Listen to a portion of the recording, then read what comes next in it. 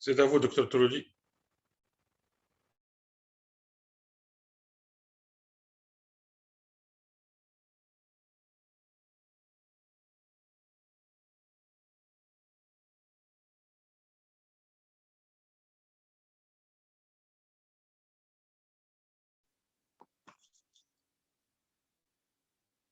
Allô?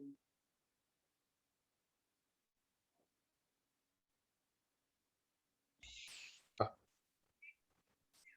Allez-y, docteur Trodi, allez-y. Alors, je vous remercie. Il y a l'image, c'est bon? Tout est, tout est bon, docteur Trodi, allez-y. Allez, on commence. Donc, je vous souhaite la bienvenue à ce troisième webinaire organisé par la Société tunisienne de sexologie clinique intitulé Éjaculation prématurée, quelle place pour les antidépresseurs? Alors, une petite présentation, il s'agit du troisième webinaire de la société. Le premier s'est intéressé à la dysfonction érectile, le deuxième au vaginisme, et là, on parle de l'éjaculation précoce. Alors, je vais animer ce webinaire. Moi, je suis le docteur Trodi, je suis psychiatre et sexologue. J'exerce actuellement en France. Je présente ce webinaire en collaboration avec mes deux collègues et amis, le docteur Jafar Nakhli, qui est psychiatre et sexologue exerçant à l'hôpital Farhat Hachet à Sousse, et le docteur Mohamed Karim Shrif, qui est qui est urologue et sexologue de libre pratique à Tunis. Suivante.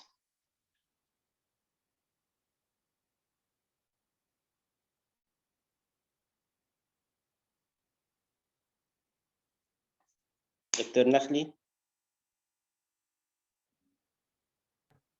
Oui, c'est partagé, docteur Trodi, le pré-test. Donc, on commence le quiz. Donc, ça sera un quiz. Je vais présenter un quiz avec quelques questions. Il faut préciser, les questions sont des questions à choix multiples.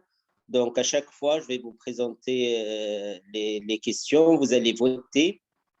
Donc, après, le docteur Jafar Nakhli et le docteur Mohamed Karim Shrif vont faire leur présentation, et après, on reviendra au post-test et à environ 10 minutes de discussion. Donc, on commence.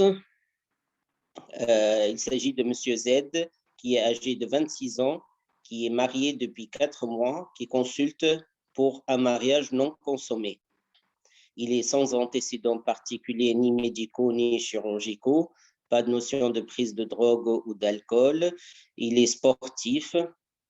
À l'entretien et l'examen, on trouve un patient qui présente un désir intact, une éjaculation primaire antéportasse, une érection de bonne qualité, pas de réaction vaginique chez la partenaire, et il existe une bonne entente dans le couple. Donc, la première question. L'éjaculation précoce antéportasse se définit comme une éjaculation précoce A, occasionnelle, B, inférieure à 30 secondes, C, inférieure à 2 minutes, D, qui survient avant la pénétration, E, qui survient entre 10 et 25 va-et-vient. On commence le vote.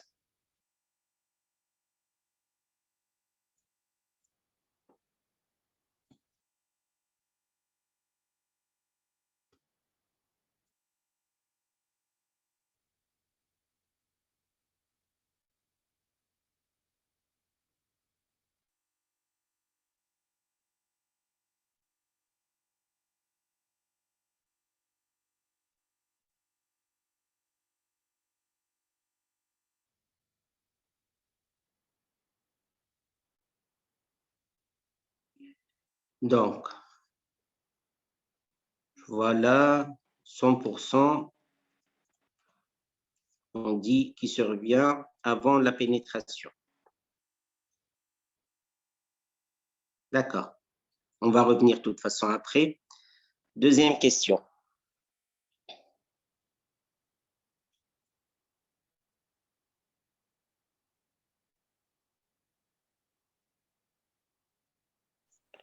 Deuxième question. Deuxième 2. Voilà. Quelle exploration vous préconisez? A, bilan glycémique et lipidique. B, bilan hormonal, prolactinémie et testostéronémie biodisponible. C, échographie prostatique. D, échographie Doppler pénienne. E, aucune de ces explorations. On commence le vote.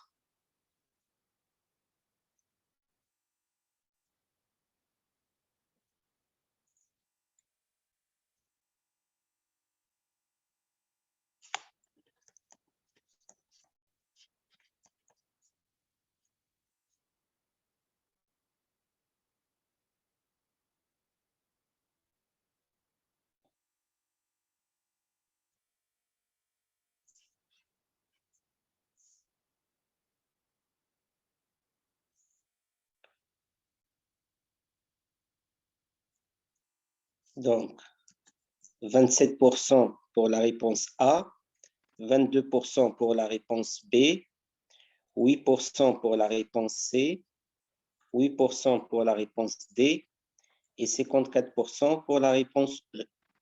Très bien. On passe à la question suivante. Pour la prise en charge de cette éjaculation précoce, on devra prescrire un anesthésique local, prescrire du tramadol, prescrire un antidépresseur de type inhibiteur sélectif de recapture de la sérotonine, prescrire une sexothérapie ou prescrire un inhibiteur de la phosphodiesterase 5. On passe au vote.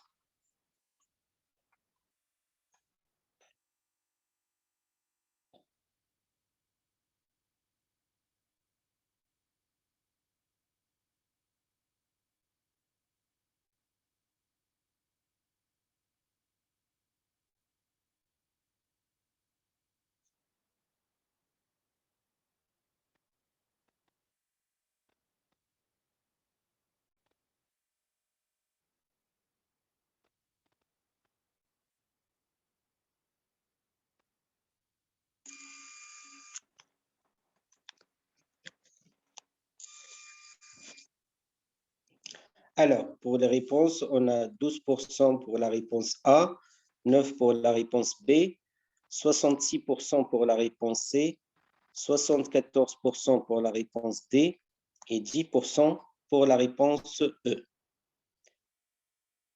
Très bien. Donc, on passe à la quatrième question. Monsieur Z part en voyage avec son épouse pour un mois avec un projet d'entreprendre une sexothérapie à son retour. Parmi les molécules suivantes, là ou lesquelles ont l'AMM pour la prise en charge de l'éjaculation précoce. A, la paroxétine, B, la dapoxétine, C, la fluoxétine, D, la sertraline, E, la venlafaxine. On passe au vote.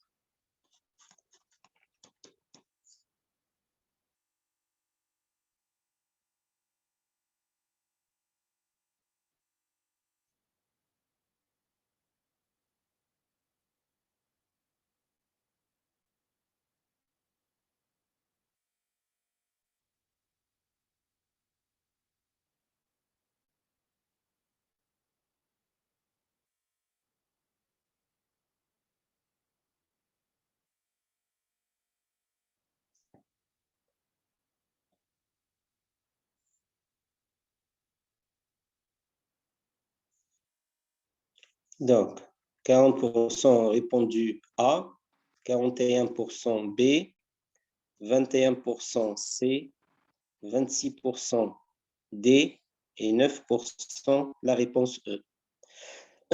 Très bien. Donc, on passe à la dernière question.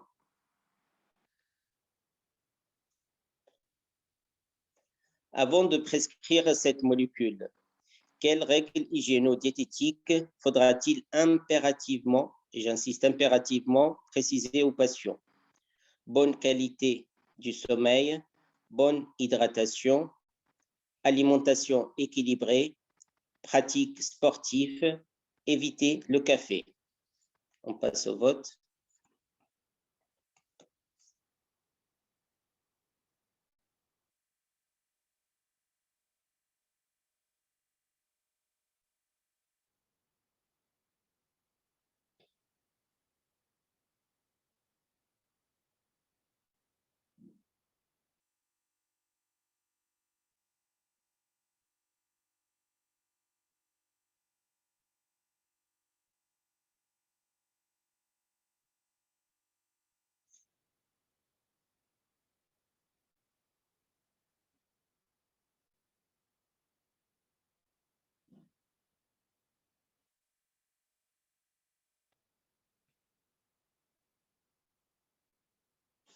Donc, 54% pour la réponse A, 45% la réponse B, 30% la réponse C, 35% la réponse D et 36% la réponse E. C'est assez réparti.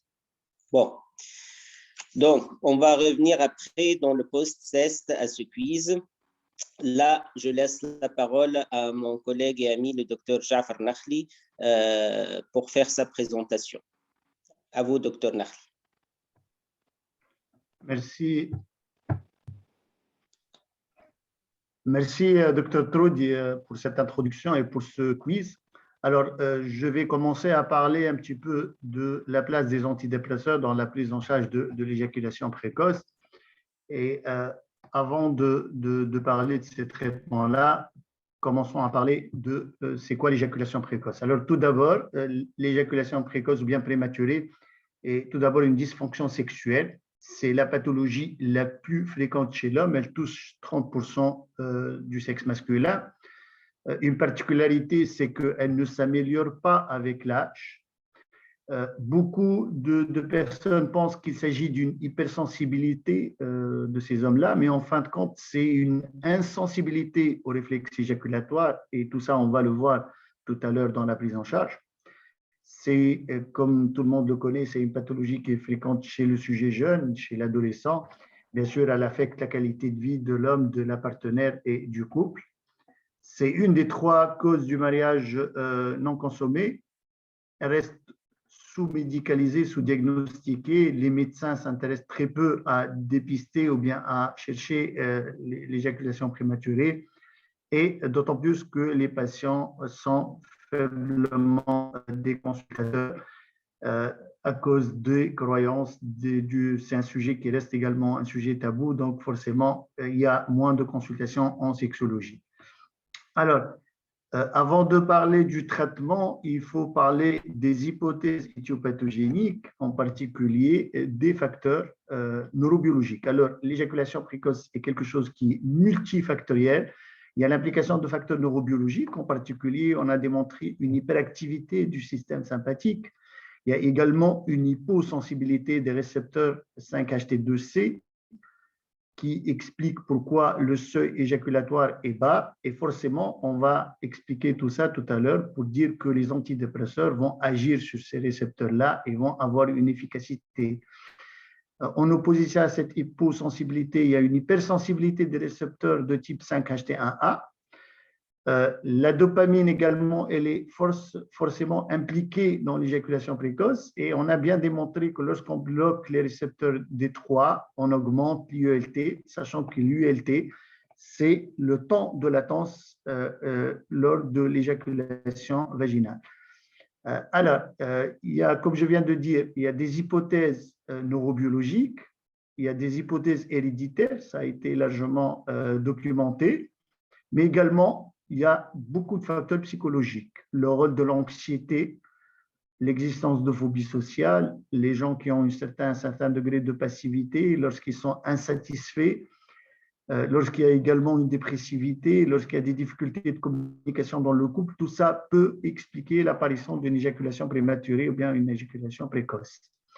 L'anxiété de performance également, ça a été démontré également, même sur le plan biologique, que ça diminue le seuil éjaculatoire par hyperstimulation de ce fameux système sympathique. Et on trouve également, lorsqu'on voit des patients qui consultent également, une forme d'éjaculation précoce punitive.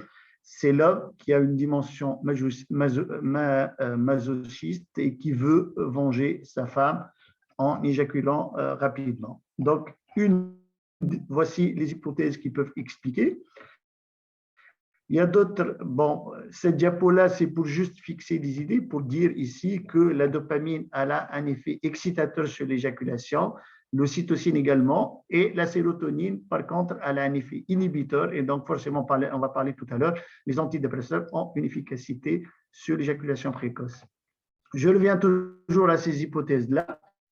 De ces hypothèses neurobiologiques, psychiatriques, etc., on a des hypothèses purement organiques. Ça, Dr. Cherif, il va largement parler de ça, en particulier l'implication de la prostatite chronique, dans l'apparition de l'éjaculation précoce, l'existence de freins courts du pénis. On parle également d'une hypersensibilité du gland par augmentation des fibres du nerf dorsal. L'hyperthyroïdite est également impliquée dans l'éjaculation précoce. On parle également de déficit en vitamine D, en acide folique. Forcément, la dysfonction érectile, c'est l'éjaculation précoce par peur de la dysérection et forcément l'existence de problèmes de couple. Donc, tout ça, c'est des explications de l'apparition d'une éjaculation précoce.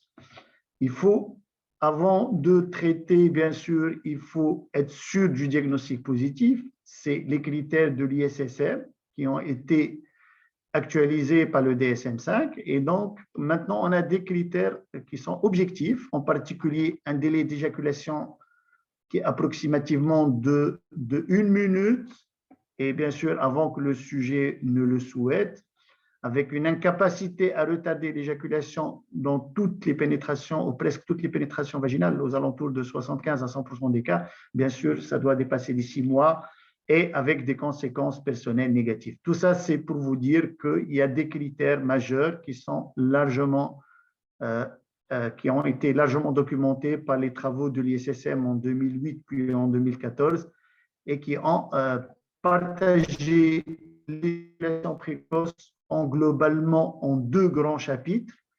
Alors ça, c'est au niveau de la clinique. L'éjaculation précoce permanente, c'est vraiment, ça touche les sujets jeunes, c'est surtout ça touche les premières expériences sexuelles. C'est quelqu'un qui est tout le temps éjaculateur précoce. C'est quelque chose qui est récurrente. Ça augmente avec l'âge. Souvent, l'IELT, c'est-à-dire le temps de latence de l'éjaculation intravaginale, il est inférieur à 1 minute.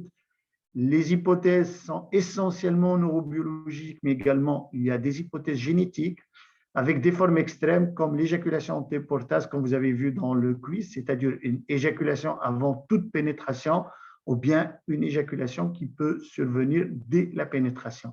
Donc, je reprends 2 types, l'éjaculation permanente qui est primaire et deuxièmement, l'éjaculation précoce acquise qui est secondaire, avec un IELT inférieur à 2 minutes. C'est souvent, ça touche l'homme qui, avant, contrôlait son réflexe éjaculatoire. Et forcément, ici, on revient aux hypothèses, c'est-à-dire aux causes. Il y a premièrement les causes somatiques, telles que la dysfonction érectile, l'apparition de prostatite chronique, les dysthyroïdies, les carences en vitamine D, etc. Mais également l'implication de facteurs psychologiques, comme je viens de dire tout à l'heure, l'anxiété de performance, les problèmes psychologiques, les problèmes de conjugopathie. L'apparition de dysfonction sexuelle féminine, c'est également quelque chose à évaluer lors de la consultation en sexologie. Il faut évaluer également s'il y a d'autres dysfonctions sexuelles masculines, en particulier une dysfonction érectile, et tout ce qui est attitude castratrice de la partenaire qui peut être largement impliquée dans l'apparition d'éjaculation précoce. Alors, je vais détailler encore plus ces facteurs psychologiques. Je laisserai les facteurs somatiques à Dr Karib Cherif. Donc ici, lorsqu'on voit ces patients-là, on va trouver souvent qu'ils ont une expérience sexuelle. Souvent, il y a une absence de culture érotique. Le rôle des premières expériences sexuelles est un rôle primordial, donc il faut toujours l'évaluer lors des consultations en sexologie. Par exemple, quelqu'un qui va fréquenter des prostituées et qui va avoir peur d'être découvert, donc forcément, il va essayer d'éjaculer rapidement. Donc ici, il y a un contexte de stress, il y a un contexte de quelque chose de l'ordre de la peur. Quelqu'un qui va se masturber également en solitaire va essayer de se masturber rapidement avant d'être découvert. Donc tout ça peut expliquer l'apparition d'éjaculation précoce. On peut trouver également, lorsqu'il y a très peu d'activité sexuelle, très peu de rapport, également, ça peut expliquer l'apparition d'éjaculation précoce. Bien sûr, je reviens toujours à ça, l'existence de problèmes relationnels, en particulier s'il y a des conflits professionnels, s'il y a un stress professionnel, s'il y a des conflits avec la partenaire, s'il y a une attitude castratrice de la partenaire, tout ça va expliquer encore plus l'apparition d'éjaculation précoce. L'existence de dépression, donc systématiquement, il faut chercher s'il y a de la dépression, s'il y a de l'anxiété, s'il y a une faible estime de soi. On peut trouver également des cas des sujets hyper émotifs, surexcités, qui vont éjaculer rapidement. On peut parler également d'éjaculation précoce punitive. Je viens de parler de tout ça. C'est une forme d'agressivité inconsciente envers sa femme. Et souvent, on va trouver ça dans les conflits de couple. Et bien sûr, il faut la rechercher systématiquement, la dysfonction érectile. Et ici, le monsieur va éjaculer rapidement par peur d'avoir une dysérection. Donc, je laisserai les facteurs somatiques, comme je viens de dire, au docteur Karim Cherif pour parler de ça, parce qu'il y a une implication thérapeutique. Alors, forcément, quand on parle d'éjaculation précoce, il y a seulement un impact psychologique négatif. Ça augmente le degré d'anxiété. Ça a été démontré que les sujets qui ont une éjaculation précoce ont plus d'anxiété, 30% par rapport à 7% chez les sujets non éjaculateurs précoces. Donc, on est dans un cercle vicieux. Donc, l'anxiété, le sujet, elle va être augmentée, le sujet va anticiper cet échec-là et il va développer une anxiété de performance et la boucle, elle est finie. Donc, on est dans quelque chose qui va aggraver encore plus l'éjaculation précoce. Bien sûr, ça va donner une insatisfaction chez la partenaire et ça va toucher la relation de couple. Tout ça, c'est pour vous dire que il faut vraiment la dépister, il faut la traiter parce qu'elle a un impact négatif sur la vie de couple. Alors, on passe maintenant à la prise en charge. Alors, idéalement, si on va traiter quelqu'un qui a une éjaculation précoce, idéalement, il faut utiliser des molécules qui vont augmenter cette IELT, mais sans nuire à la physiologie de l'éjaculation, qui vont avoir une action rapide, qui vont avoir une bonne tolérance et qui vont être cliniquement efficaces. Alors, les premières molécules qui ont été étudiées, c'est les inhibiteurs sélectifs de la recapture de la sérotonine. C'est des antidépresseurs sélectifs de la recapture de la sérotonine. Et pourquoi ils ont été efficaces? Parce que ces molécules-là vont augmenter la sérotonine dans la fente synaptique, vont augmenter, comme vous voyez un petit peu dans la figure, ou bien dans le schéma, vont augmenter également l'activation postsynaptique des récepteurs 5-HT2C. Et donc, tout ça va inhiber le réflexe éjaculatoire. Donc ici, au niveau mécanisme biologique, ça montre bien que ces molécules-là, les IRS, sont efficaces sur ce réflexe éjaculatoire et donc forcément sur l'éjaculation précoce. Alors, ce tableau-là, c'est un tableau qui montre l'efficacité de ces fameuses IRS. Alors, la première molécule et la plus étudiée reste la paroxétine. Ça a été démontré qu'elle augmente l'IELT de 8 fois. Cependant, elle est hors AMM et il faut qu'elle soit prise quotidiennement. Donc, vous voyez un petit peu à droite du tableau, il n'y a pas d'AMM en France, il n'y a pas d'AMM en Tunisie. Il y a d'autres molécules. Il y a la clomipramine, il y a la sertraline, la fluoxétine, le citalopram. Tout ça, c'est des IRS qui ont également montré leur efficacité sur l'éjaculation précoce. Mais par contre, j'insiste sur ça, ils n'ont pas l'AMM, quoique au niveau pratique, on les prescrit. Alors, une chose très importante, c'est qu'on est obligé de prescrire ces antidépresseurs tous les jours. Donc, c'est une prescription quotidienne avec des effets indésirables. Les plus importants à connaître, c'est une baisse de la libido et une dysfonction érectile. Alors, je reviens un petit peu tout à l'heure à la dapoxétine, qui est un IRS et qui a l'AMM en 2013 en France. Ça, je vais le détailler tout à l'heure. Donc, on reste sur ces molécules, ces IRS, pour vous dire qu'elles sont efficaces sur l'éjaculation précoce.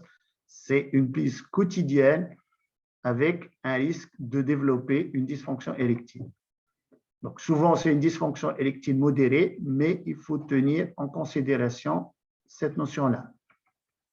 Alors, dans cette diapo, j'ai essayé de parler un petit peu des différentes doses. Par exemple, la paroxétine, on l'a prescrit entre 20 et 40 mg, les citalopram entre 10 et 20 mg, la fluoxétine, la sertraline, etc. Une chose très importante, c'est que ça, il faut le dire à nos patients, c'est qu'il faut attendre au minimum 3 semaines. Le mécanisme d'action des antidépresseurs, c'est un mécanisme d'action qui va prendre beaucoup de temps. Donc, il faut attendre minimum 3 semaines. Donc, ça, c'est une notion à mentionner à vos patients. Il n'y a pas de véritable contre-indication absolue. Il n'y a pas d'effet dose dépendante. Les effets indésirables, généralement, c'est des effets bénins de type fatigue, somnolence, quelques effets digestifs. N'oublions pas l'apparition de dysfonctions érectiles, souvent réversibles, de l'ordre de 30%, qui reste quand même modéré. Une chose très importante, c'est que lorsque on associe, et ça je vais parler tout à l'heure des sexothérapies, lorsqu'on essaie d'associer antidépresseurs et sexothérapie, et quand l'efficacité elle commence à apparaître, il ne faut pas arrêter brutalement les IRS, sinon on va voir apparaître un syndrome de manque ou bien un syndrome de sevrage. Donc, une des notions importantes à connaître, c'est qu'il faut arrêter progressivement. Alors, je reviens toujours à ce mécanisme d'action des antidépresseurs parce que c'est l'essentiel de ma présentation. Donc, ces antidépresseurs, premièrement, ils vont augmenter l'estime de soi, ce qui est bénéfique pour notre patient, vont diminuer cette fameuse anxiété de performance, mais également, ils ont une action purement biologique en inhibant, comme je viens de montrer tout à l'heure, en inhibant ce fameux réflexe éjaculatoire. J'ai essayé de vous montrer que ces antidépresseurs sont efficaces et donc je reviens aux études de type des études randomisées en double aveugle qui ont été publiées dans la Cochrane Database. Donc, plusieurs études qui ont montré l'efficacité, la supériorité de ces IRS par rapport au placebo dans l'éjaculation précoce. Ça augmente le contrôle éjaculatoire, comme je viens de dire, ça augmente la satisfaction auprès de nos patients. Cependant, leur effet reste au niveau pratique, reste modéré. Il y a beaucoup d'études qui ont essayé de comparer entre les antidépresseurs. En fin de compte, il n'y a pas de grande différence entre ces fameuses IRS. Toutes augmentent l'IELT sans véritable différence, avec souvent très peu d'effets secondaires. Alors, dans ce tableau-là, j'ai un petit peu de synthèse que je viens de l'évoquer. Une chose très importante, une notion très importante pour vous, c'est que la fluvoxamine, la venlafaxine n'ont montré aucune efficacité sur l'éjaculation précoce. Donc, il faut les oublier. La molécule la plus étudiée reste la paroxétine, avec une augmentation d'IELT de 6 fois. Il y a également la sertraline, le citalopram, également l'escitalopram et la fameuse dapagliflozin qui augmente l'IELT de 2,5 à 3 fois. Et ça, je vais le détailler tout à l'heure. La dapagliflozin reste un IRS qui a son AMM dans l'éjaculation précoce. Donc, j'ai terminé avec ces fameux IRS. Un IRS particulier qui est la dapagliflozin, qui a obtenu l'AMM en France en 2013. Alors, la bonne nouvelle, c'est qu'on aura la dapagliflozin en Tunisie. Elle s'appelle Dapox. Elle va être commercialisée par le laboratoire Teriac d'ici très peu de temps, c'est-à-dire, j'espère, d'ici fin octobre, début novembre. Donc, on aura la dapagliflozin avec les fameux dosages, le 30 mg, le 60 mg, avec des boîtes de 3 et de 6 comprimés. Alors, une chose très importante pour la dapagliflozin, c'est la seule molécule, c'est le seul IRS qui a l'AMM. Et sûrement en Tunisie, on aura l'AMM d'ici très peu de temps. Une chose importante, c'est que ce traitement-là, cette molécule-là, on l'utilise à la demande et pas comme les autres IRS quotidiennement. Le délai, la durée d'action est de 6 à 8 heures. Elle augmente l'IELT entre 2 et 3 fois à 30 mg. Il y a beaucoup de contre-indications, il faut faire très attention, en particulier l'insuffisance rénale, l'insuffisance hépatique, l'existence de cardiopathie, l'existence, il ne faut pas l'associer aux inhibiteurs sélectifs de la récapture de la sérotonine et il faut éviter de l'associer aux IPDE5.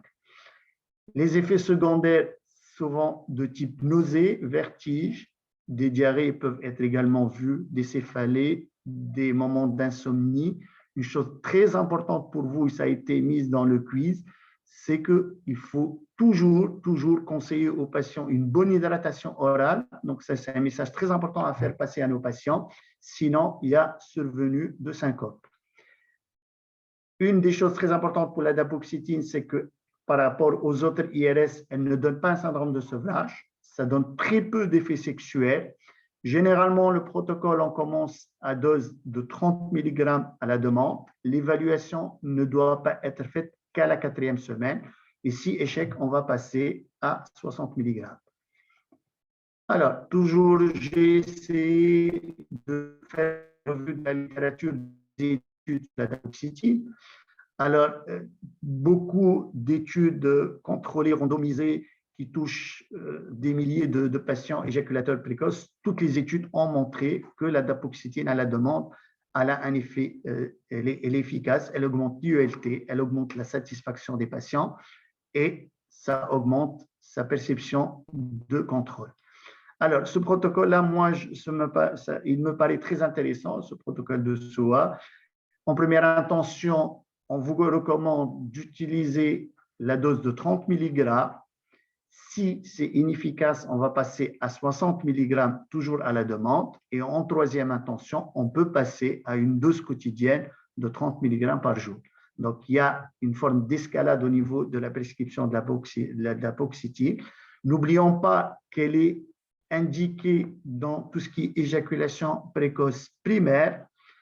Et beaucoup d'études également, ils ont montré que lorsqu'on associe dapagliflozine, sexothérapie, ça reste quand même beaucoup plus efficace que sexothérapie toute seule. Donc, je viens de terminer de parler de ce fameux traitement biologique, qui sont les IRS, et une des IRS, c'est la dapagliflozine. À côté de ça, il y a le traitement psychosexologique. Alors, dans ce traitement psychosexologique, il y a tout ce qui est sexo-éducation, le traitement comportemental, le sexo-corporel et les fameuses psychothérapies. Alors, le sexo-éducatif, c'est simple. On va essayer d'expliquer à nos patients la physiologie et la physiopathologie de l'éjaculation précoce. Et ici, on va utiliser ici, on va parler aux patients qu'au moment de l'excitation, il y a une phase de plateau. Il y a un point de non-retour. À partir de ce point-là, il y a plus, on ne peut pas contrôler l'éjaculation et forcément, le patient va éjaculer rapidement. Donc, ce point de non-retour, je passe à la diapo suivante pour vous dire que lorsqu'on est face à un patient qui a une éjaculation précoce, cette phase de plateau, elle est comme vous le voyez dans la diapo. La phase de plateau, elle est très courte et le patient n'arrive pas à contrôler ce fameux réflexe éjaculatoire, il va éjaculer rapidement. Et donc, notre but dans la thérapie, c'est allonger au maximum cette phase de plateau pour revenir à la normalité. Alors, dans ce traitement, dans ces sexothérapies et dans ce fameux traitement comportemental, comme je viens de dire, on va essayer de donner au patient tous les moyens pour contrôler son réflexe éjaculatoire. Donc, il doit ressentir, donc comme je viens de dire dans l'introduction, c'est des patients qui sont insensibles à ce réflexe. Donc, on doit les aider à ressentir l'arrivée de ce point de non-retour, essayer de prolonger au maximum cette phase de plateau. Et donc, la fameuse technique, c'est ce qu'on appelle la technique du stop and go, qui va être efficace. Ça a été démontré que c'est une technique qui est efficace et on l'utilise dans notre pratique en consultation de sexologie et c'est une technique qui va aider le patient à maîtriser et retarder son réflexe éjaculatoire. Il y a d'autres traitements comportementaux, par exemple la fameuse rééducation périnéale qui consiste en des exercices de Kegel. Il y a la relaxation, je viens de dire tout à l'heure que souvent c'est des patients anxieux, donc la relaxation peut les aider à se détendre. La respiration abdominale avec certaines pauses, avec un rythme de respiration abdominale, ça peut également faire naître une relaxation musculaire et retarder l'éjaculation. Et je viens de vous dire tout à l'heure que c'est des patients qui ont très peu d'estime de soi et donc tout ce qui est technique d'affirmation de soi reste des techniques qui sont très efficaces. Alors, également, il y a le traitement sexocorporel, en particulier la 107 Focus. Il s'agit de massage relaxant. C'est un massage relaxant thérapeutique, bien sûr, du couple qui est centré sur les sensations. Et ici, les objectifs de la 107 Focus, c'est de stimuler le désir, de libérer la pression, de libérer le patient de la pression de l'érection et de la pression de l'éjaculation. Ça va détendre le couple et ça va aider le patient à un petit peu à être traité par rapport à cette éjaculation prématurée. Alors, ces fameuses sexothérapies ont montré leur efficacité aux alentours de 50 à 75%. Ça nécessite quand même une stabilité dans le couple, ça nécessite également un couple qui reste motivé, ça nécessite également des sessions de renforcement. Le fait de retarder un petit peu l'éjaculation avec ces sexothérapies, ça donne une sensation de succès, ça va briser le cercle vicieux de l'échec, ça va diminuer l'anxiété et ça va aider le patient à retarder au maximum son éjaculation. Donc, ça a été également démontré, comme je viens de mettre dans la diapo, dans l'étude de MEMIC. Plusieurs études randomisées contrôlées en double aveugle ont montré l'efficacité des sexothérapies dans l'éjaculation précoce. Et plusieurs études, maintenant, on parle de plus en plus de l'association, de la combinaison entre antidépresseurs, en particulier les IRS, antidépresseurs, sexothérapie, ça reste largement efficace, plus efficace que la sexothérapie toute seule. Alors, les psychothérapies, je viens de parler des sexothérapies, maintenant les psychothérapies. Alors, les psychothérapies peuvent être soit individuelles, soit des thérapies de couple. Individuelles, c'est essayer de renforcer la confiance du patient en lui-même, arrêter le cercle vicieux de l'anxiété, sortir notre patient de ce schéma de culpabilité, mais également les thérapies de couple sont largement indiquées, surtout lorsqu'il y a des conjugopathies, et tout ça pour améliorer la communication affective et sensuelle dans le couple. Alors, ma dernière diapo, c'est pour synthétiser tout ce que je viens de dire. Dans l'éjaculation, dans la fameuse éjaculation permanente, en première intention, c'est la dapoxétine à la demande. On commence par les 30 mg, mais les IRS quotidiennement ont également leur place. On parle également des anesthésiques locaux, mais je laisserai ça à notre ami Karim Cherif pour parler de tout ça. En cas d'éjaculation acquise, c'est à ce moment-là, on doit traiter la pathologie qui explique ça, c'est-à-dire la pathologie causale. Lorsqu'il y a une éjaculation précoce et une dysfonction érectile, on peut associer les deux, et ça, je laisserai également à Dr Karim Cherif pour parler de tout ça. Par contre, je n'ai pas trop détaillé la fameuse éjaculation précoce subjective ou bien variable naturelle. C'est des petites variations. C'est des patients généralement qui ont une IELT qui est conservée de l'ordre du 2, 3, même plus. C'est une impression subjective de perdre le contrôle. Donc ici, plutôt, on est dans une attitude d'éducation, de réassurance du patient et un petit peu d'affirmation de soi. Donc le schéma ici, c'est pour vous dire que lorsqu'on traite le patient, on doit évaluer l'efficacité de notre traitement en fixant un rendez-vous, une évaluation après 4 à 6 semaines. N'oublions pas que les IRS, ça peut donner un syndrome sérotoninergique, donc il ne faut pas l'arrêter, sauf pour il faut pas les arrêter brutalement, sauf pour la dapoxétine. N'oublions pas qu'à côté du volet médicamenteux, il y a une approche sexologique de l'intérêt des sexothérapies, des approches psychologiques, en particulier des approches du couple. Alors, je cède ma parole maintenant à notre ami, le docteur Karim Cherif, pour parler des autres thérapies qu'on préconise dans l'éjaculation précoce. Merci.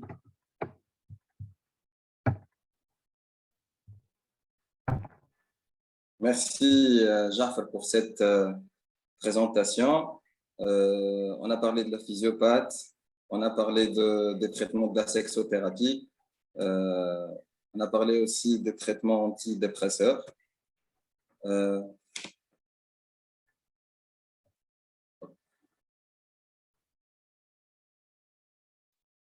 Donc je prends la main, je prends la suite. Donc, de ce troisième webinaire organisé par la STSC, je remercie la STSC pour ce webinaire. Merci aussi à nos partenaires Teriac.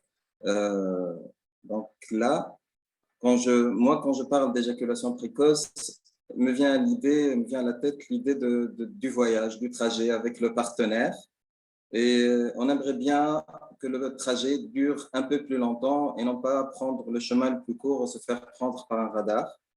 La présentation de Dr Jaffer Nakhli, en fait, a présenté la sexothérapie, qui est c'est-à-dire c'est comme si on apprenait à notre patient de prendre d'autres chemins et de prendre du temps pour arriver à l'orgasme à destination.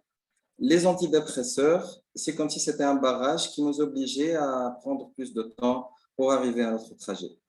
Ces antidépresseurs tant efficaces, je peux vous dire que moi, urologue et mes amis, d'autres spécialités que les psychiatres, on a peur. On a peur de prescrire ces antidépresseurs pour plusieurs raisons. J'ai entendu plusieurs avis de mes confrères ou bien des patients ou bien de leur entourage. C'est réservé aux psy. Fausse idée. Il y a beaucoup d'effets indésirables, vous les avez cités. J'ai même entendu risque de suicide en cas de dépression, bien sûr, caché. Il y a des patients, il y a un patient qui m'a dit « Je ne suis pas fou, je ne vais pas prendre d'Ouel-Arsab ». Il y a la stigmatisation des proches et aussi au niveau des pharmacies. C'est un patient qui prend un médicament prescrit, c'est-à-dire pour les maladies psychiatriques. Là, c'est notre rôle en tant que prescripteur, parce que ce sont des médicaments qui sont efficaces. On connaît ça depuis longtemps. Et la consigne, c'est ne jamais donner une ordonnance sèche. Ça, c'est pour tous les médecins, pour toutes les prescriptions. C'est quoi une ordonnance sèche? C'est-à-dire on donne sans expliquer les problèmes qui peuvent arriver. Même, c'est-à-dire les problèmes, la stigmatisation. Il faut bien comprendre que c'est un médicament qui est temporaire. C'est le temps que la sexothérapie soit efficace. Il faut aussi expliquer que les complications qui peuvent arriver, c'est dû soit à un arrêt de traitement brusque, soit par exemple les syncopes qui peuvent exister en cas de prescription de dapoxétine s'il n'y a pas une bonne hydratation. Il faut impérativement qu'il y ait une bonne hydratation pour les patients qui ont pris la dapoxétine, qui sera prescrite de façon plus fréquente en Tunisie, puisqu'on aura le produit sur nos marchés. Donc, avant de passer aux médicaments recommandés, vous pouvez trouver on a testé pour vous les médicaments qui ont été testés, c'est-à-dire les thérapies ou les moyens qui ont été testés par les patients. L'alcool et le cannabis. On le trouve fréquemment dans l'interrogatoire de nos patients, c'est-à-dire avec l'alcool, ça passe très bien. Avec le cannabis, ça passe très, très bien. C'est vrai, ça enlève l'anxiété de performance. Ça permet de donner une certaine confiance à cette affirmation et elle enlève cette anxiété et ça permet, c'est vrai, d'avoir de bons résultats. Mais imaginez une prescription d'alcool, une prescription de cannabis et les effets indésirables à moyen et à long terme et les dégâts que ça peut causer. Donc, d'autres patients ont cherché sur Internet et ont trouvé quelques médicaments et ont été arnaqués par quelques médicaments qui pourraient être efficaces rien que par leur effet placebo. Mais on ne sait pas, c'est-à-dire on ne sait pas les composants de ces produits et on ne peut pas entrer dans ce jeu. Il y a aussi des patients dont la solution pour éviter une éjaculation prématurée est de faire un deuxième rapport après, parce que dans le deuxième rapport, ça démarre plus lentement et il peut arriver à maintenir cette érection, il peut arriver à retarder cette éjaculation. Il y en a aussi qui se masturbent avant d'avoir un rapport avec leur partenaire, mais c'est des solutions avec le temps. La période réfractaire va augmenter, c'est-à-dire qu'il n'aura pas la possibilité de suivre de faire un deuxième rapport de suite, il devra attendre un peu plus longtemps. Et aussi avec le train de vie, avec les enfants, avec les problèmes, avec le stress, il n'y a plus une grande disponibilité pour avoir ce deuxième rapport. Donc, il vaut mieux que ça se passe en un seul rapport et que ça se passe bien avec le partenaire. Je reviens à la science, aux guidelines de l'EAU. Donc, vous verrez dans la plaque en bas qu'il y a deux médicaments qui ont l'AMM, en fait, qui sont l'AMM, c'est la dapoxétine et le spray, je dis bien spray, de lidocaïne prilocaïne. Donc, ça, c'est les médicaments qui ont l'AMM. Les autres médicaments je cite surtout les antidépresseurs à prise quotidienne ou le tramadol à la demande, peuvent être prescrits. Ce sont des recommandations, mais ce sont des médicaments qui sont, je dis bien, hors AMN et qui sont plus efficaces, bien sûr, c'est noté en bas, associés à un traitement, à une sexothérapie. Je commence à dire, je parlerai des anesthésiques locaux. L'effet, c'est de diminuer cette hypersensibilité du gland qui pourrait augmenter l'excitabilité chez le patient et induire ce réflexe, accélérer ce réflexe éjaculatoire. Ce spray, en fait, n'existe malheureusement pas en Tunisie. Il est d'une manipulation facile et il y a une posologie qui est nette, 3 doses au maximum sur 24 heures, espacées d'au moins 4 heures, c'est-à-dire qu'il faut attendre 5 minutes. Il y a une posologie qui est nette, qui est claire, mais le coût est très important, 50 € pour 4 ou 5 utilisations. C'est vrai que c'est efficace. Il est plus efficace en associé à une thérapie orale et il y a moins d'effets, il n'y a pas d'effet indésirable noté c'est-à-dire il n'y a pas d'altération de la sensibilité des glands. Je parle de l'effet indésirable des anesthésiants parce qu'en Tunisie, les anesthésiques locaux de la Tunisie, c'est-à-dire c'est ce qu'on a en local en Tunisie, ben c'est hors AMM, c'est des crèmes anesthésiantes qu'on recommande parfois à nos patients, mais malheureusement, on n'a pas de posologie claire. Je mets une goutte, je mets juste au bout du doigt, donc il n'y a pas de prescription qui est claire et ça donne un engourdissement. Des effets indésirables importants, un engourdissement du gland qui peut induire une dysfonction érectile et aussi ça peut être transmis à la patiente, à sa femme, à sa partenaire et peut donner un engourdissement dans les zones qui seront touchées par le gland, par cette zone anesthésiée, un engourdissement du vagin et une anorgasmie de la femme. Donc là, c'est une prescription qui n'est pas claire et qui est hors AMM, on n'a pas de posologie qui est claire. L'idéal, c'est de donner cette prescription à la même Fortassin qui n'existe pas malheureusement pour le moment en Tunisie, mais c'est bon de le connaître. Le chlorhydrate de tramadol, quand ça a été testé, il y a des études qui prouvent qu'il y a une sécurité à prescrire ce tramadol, mais en tout le monde, on le sait, c'est une utilisation à la demande, c'est une utilisation à la demande efficace à partir de 25 mg. Mais les psychiatres le savent, ceux qui travaillent avec les toxicos le savent, il y a un très fort risque de dépendance et le sevrage est encore plus difficile pour le tramadol que pour les autres molécules. Donc, il est important de le rappeler que c'est hors AMM. Donc, ça, c'est des études pour dire que safety et efficacité, c'est-à-dire du tramadol, à partir de la dose de 25 mg, mais c'est un médicament à gérer avec une grande précaution vu le risque de dépendance à cette molécule. Et les IPDE5, il n'y a pas une action directe pour le traitement de l'éjaculation précoce, mais ça agit surtout sur l'anxiété de performance. Elle est plus efficace, ces molécules des IPDE5 sont plus efficaces lorsqu'il y a une dysfonction érectile associée. C'est-à-dire une éjaculation précoce secondaire à une dysfonction érectile, c'est-à-dire un patient qui a peur d'avoir une dysérection, ben, il éjacule rapidement, il essaye d'en finir rapidement. Il y a la dysfonction érectile aussi qui est secondaire à une éjaculation précoce. Il y a un patient qui a une éjaculation qui est rapide et prématurée et qui, par peur d'avoir cette éjaculation prématurée, ben, il a une dysfonction érectile. Les IPDE5 peuvent être efficaces seules ou bien elles sont plus efficaces que lorsqu'ils sont associés aux antidépresseurs. Dr Jafar Nakhli a dit que je m'étalerai sur les causes organiques, mais en fait, comme je ne vais pas m'étaler, désolé de vous décevoir, Dr Nakhli, mais en fait, traiter la cause permet bien sûr de traiter cette dysfonction érectile, elle va disparaître avec, c'est-à-dire s'il y a une dysfonction érectile, comme on vient de dire, l'hyperthyroïdie, la prostatite chronique, je ne vais pas m'étaler parce que c'est un traitement qui est assez compliqué pour un webinaire d'1 heure. Donc, il y a d'autres pathologies, les carences en vitamine D, c'est-à-dire toutes ces causes, si on les traite, ben, on peut améliorer les délais d'éjaculation de notre patient. Est-ce qu'il y a une place à la chirurgie?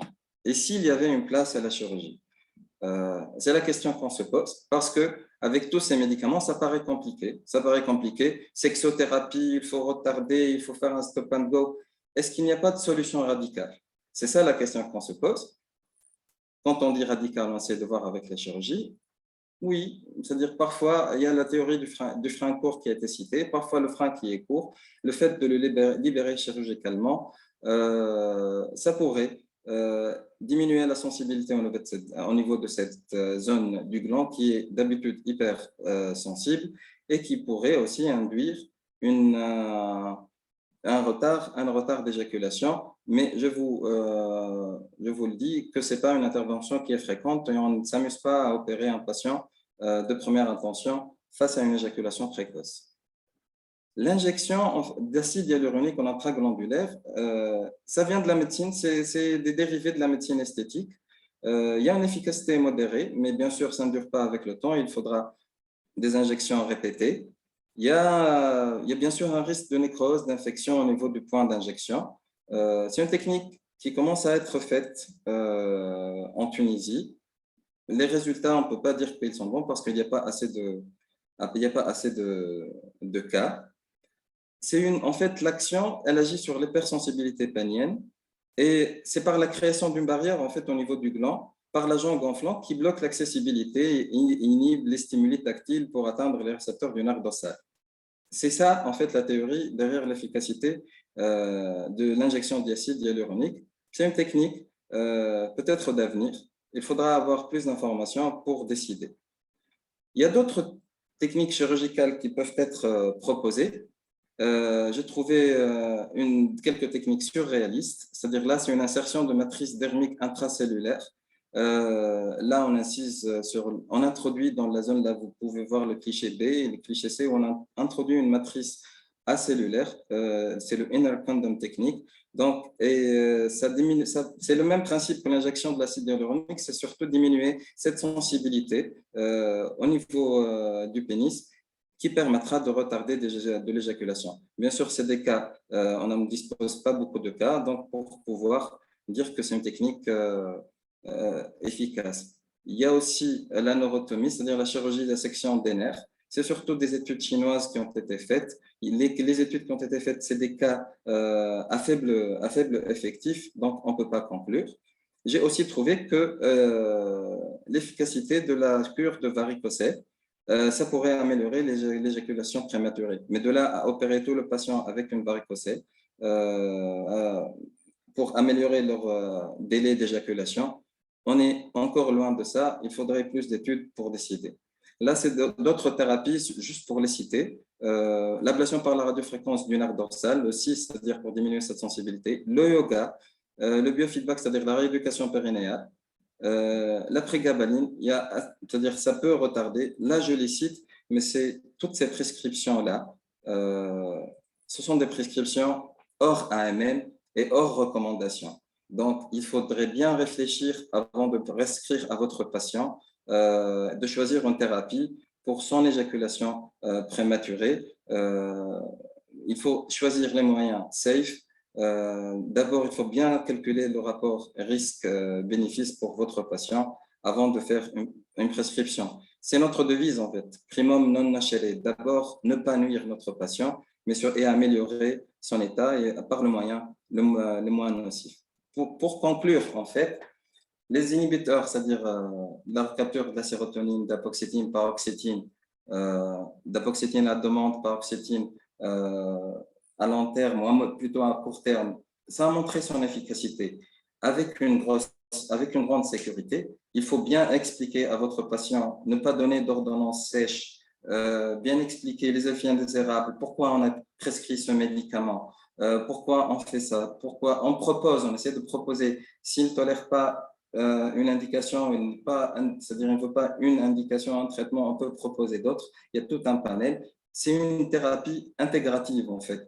L'origine de cette dysfonction sexuelle, c'est-à-dire l'éjaculation prématurée, c'est une origine multifactorielle. Puisque c'est multifactoriel, il faut agir par plusieurs moyens. Et la sexothérapie et le traitement pharmacologique associés, que ce soit le spray anesthésiant, les antidépresseurs, ça peut être très, très efficace.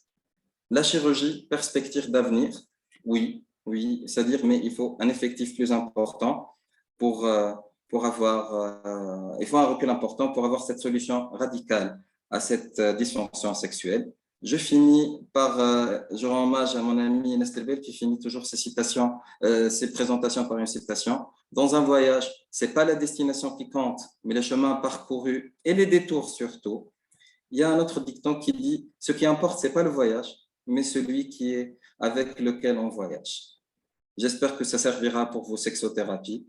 J'espère vous voir nombreux, comme aujourd'hui, pour dans notre le prochain webinaire. Je vous donne la parole, Dr Trudi, et j'espère, on attend les questions de nos partenaires.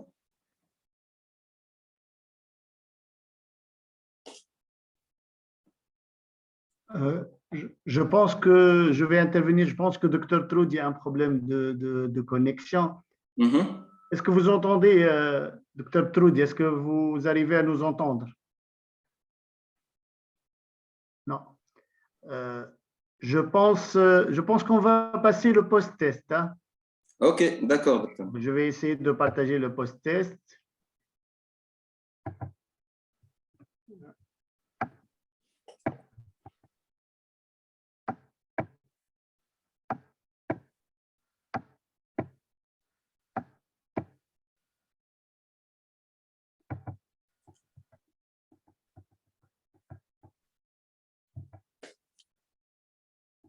Voilà.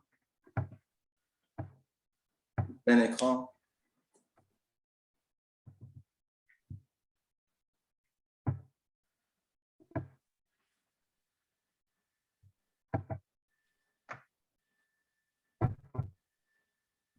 Ça bloque un petit peu. Alors, donc je reprends un petit peu le post-test. Donc, Monsieur Z, âgé de 26 ans, marié depuis 4 mois, consulte pour un mariage non consommé. Il est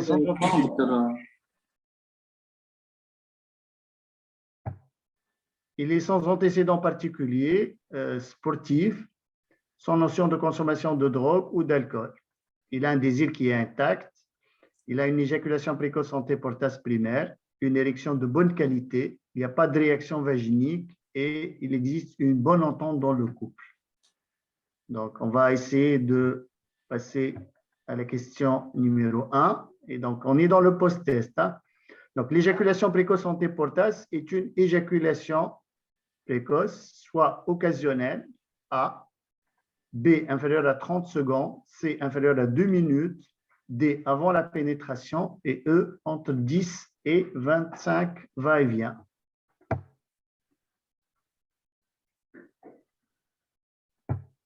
Comme ma quiz. Oui, donc ici, on va voir maintenant les réponses.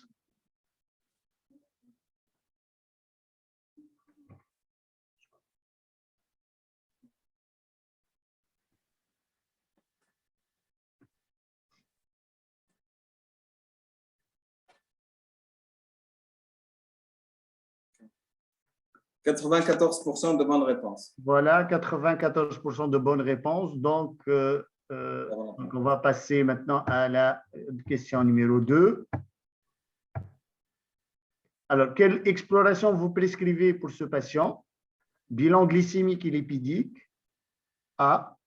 Grand B, c'est bilan hormonal, prolactine et testostérone. Grand C, échographie prostatique. Grand D, échographie Doppler pénienne. Et E, aucune de ces réponses-là.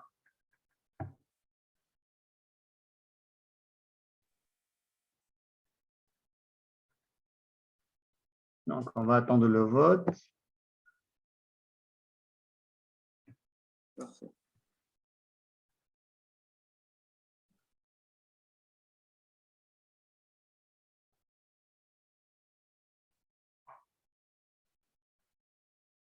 Donc, maintenant, la plupart des réponses, ça veut dire 68% des réponses, c'est qu'on n'explore pas puisqu'on est dans quelque chose de primaire. Donc, ça ne nécessite pas, en plus, il n'a pas d'antécédent. Donc, on va passer maintenant à la question 3. Pour la prise en charge de cette éjaculation précoce, on devra A. Prescrire un anesthésique local, B. Prescrire du tramadol, C. Prescrire un antidépresseur de type IRS, D. Prescrire une sexothérapie et E. Prescrire un IPDE5.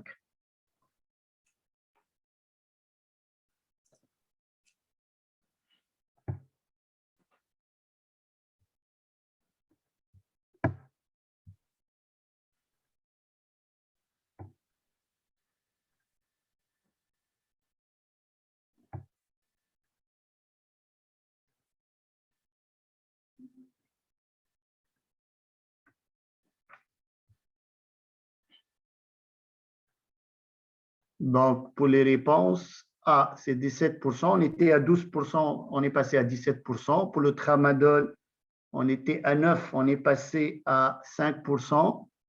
IRS, on a augmenté, c'était 66%. Maintenant, 85% des gens sont convaincus de l'intérêt des IRS. Pour la sexothérapie, le chiffre il est presque le même. On était à 74%, maintenant on est à 80%.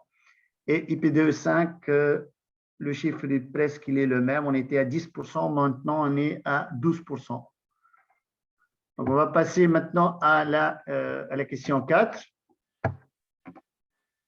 Monsieur Z part en voyage avec son épouse pour 1 mois avec un projet d'entreprendre une sexothérapie à son retour. Parmi les molécules suivantes, laquelle ou bien lesquelles qui ont l'AMM pour la prise en charge de l'éjaculation précoce? Alors, A, la paroxétine, B, la dapoxétine, C, la fluoxétine, D, la sertraline, E, la venlafaxine.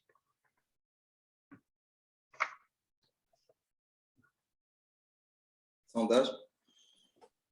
Oui, on attend le sondage.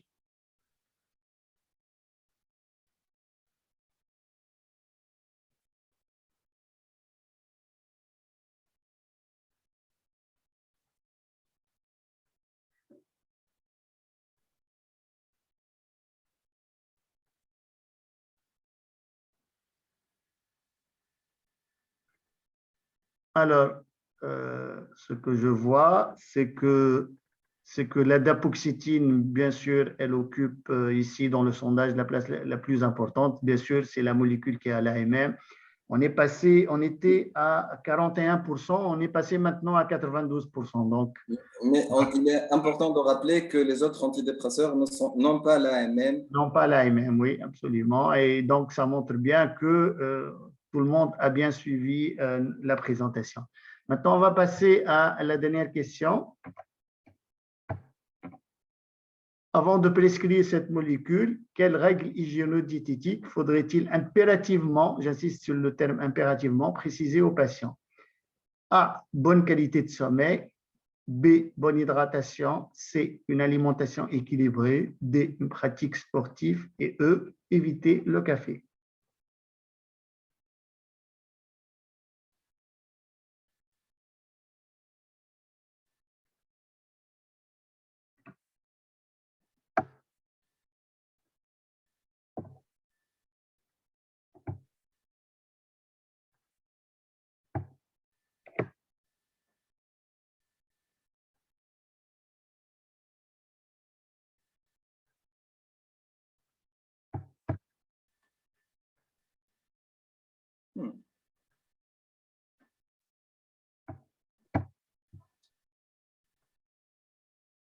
Donc, je pense que c'est terminé. Voilà, le sondage est terminé. Voilà, donc on était à, pour la réponse qui est la bonne hydratation, ça c'est quelque chose, je viens de dire, c'est quelque chose de très important et impérativement, il faut lui dire au patient parce qu'il y a le risque de syncope avec la dapoxétine.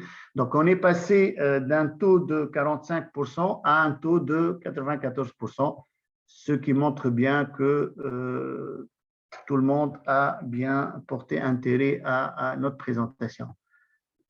Voilà, si Dr Hichem Troudi peut intervenir avec nous, ou bien peut-être on va passer à la partie discussion avec Dr Karim Cherif. Il y a quelques questions qui nous ont été posées, beaucoup de questions intéressantes. Notamment, j'aimerais poser cette question, c'est-à-dire La question, c'est comment arrêter les inhibiteurs, c'est-à-dire les antidépresseurs, en fin de sexothérapie, diminuer la dose, sur combien de temps. Docteur Troudi, on allait parler de ça dans les présentations.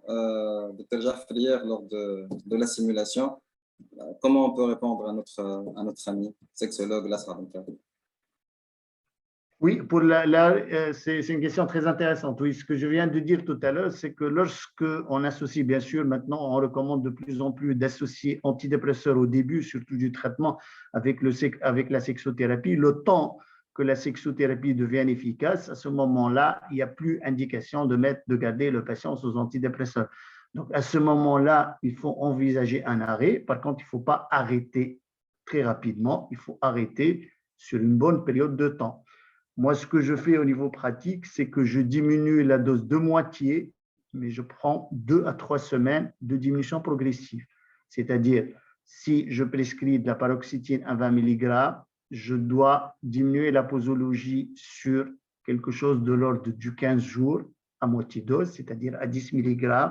Ensuite, j'arrêterai progressivement également. Je passe à une prescription de 1 jour sur 2. Ensuite, j'arrête. Donc, il faut, à mon avis, il faut prendre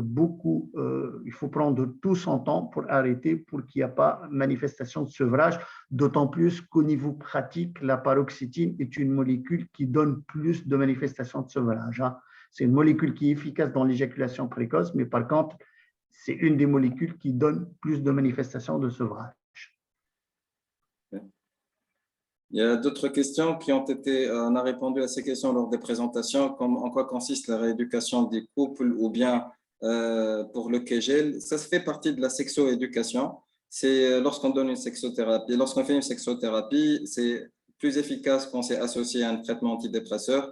Ça prend du temps, c'est des séances. Ces manœuvres vont être utilisées à chaque rapport. C'est pas seulement pendant 2 ou 3 semaines, c'est à chaque rapport. Les moyens, tous les moyens d'amélioration, c'est-à-dire d'affirmation du soi, pour lever cette anxiété de performance, tous ces moyens, et aussi pour le contrôle du réflexe, tous ces moyens vont être utilisés à chaque rapport. Bien profiter du moment, bien profiter avec son partenaire.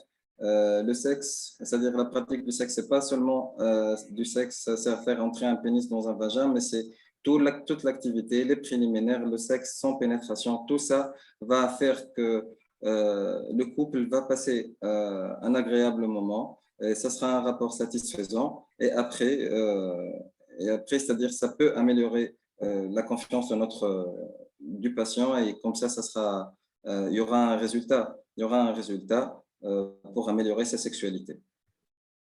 Docteur Trodi. Je pense que Dr Troudi vient de m'appeler. Il a probablement un problème de son. Il va essayer de… Oui, il est là. Il est là. Est-ce qu'il nous… Oui, il y avait un problème de connexion. Donc, on redémarre et ça part. Oui, là, ça va normalement. Là, ça va. Donc, on est en train de répondre aux questions qui nous ont été posées. Il est important de rappeler que le prochain webinaire, ce sera dans un mois. On précisera la date sur la page de la Société tunisienne de sexologie clinique. Ça porte sur le désir féminin, l'arsenal thérapeutique. Quel arsenal thérapeutique? C'est ça l'intitulé du prochain webinaire. Ça sera publié sur la page. On espère vous voir nombreux comme ce soir participer au webinaire. Je vous laisse le mot de la fin, Dr Troudi. Eh ben, je vous remercie beaucoup pour ces présentations, Dr Nahli et Dr Shrif. Donc, moi, je pense que j'ai vu les résultats du pré et du post-test. Je pense que ce webinaire a donné ses fruits par rapport au message important qu'on voulait faire passer, que ce soit par rapport à l'éjaculation précoce, que ce soit par rapport aux thérapeutiques, notamment par rapport à l'AMM, et surtout la règle très importante de préconiser aux patients impérativement une bonne hydratation. Ça, c'est très important parce qu'on rentre dans le cadre du médico-légal. Je vous remercie vivement de votre présence et je vous souhaite vous voir prochainement dans le prochain webinaire, tout en vous rappelant que prochainement, il y aura le congrès de la Société tunisienne de sexologie clinique. Donc, le 26 novembre, c'est ça, docteur? Le fin novembre, donc ce sera un congrès hybride avec des ateliers en présentiel et des conférences en ligne avec des conférenciers étrangers. Je vous souhaite une bonne soirée et je vous remercie encore pour votre présence. Merci. Merci tout le monde.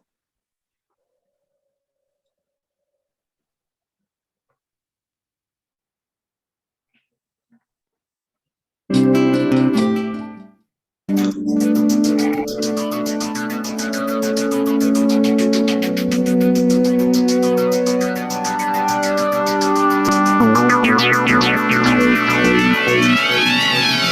you.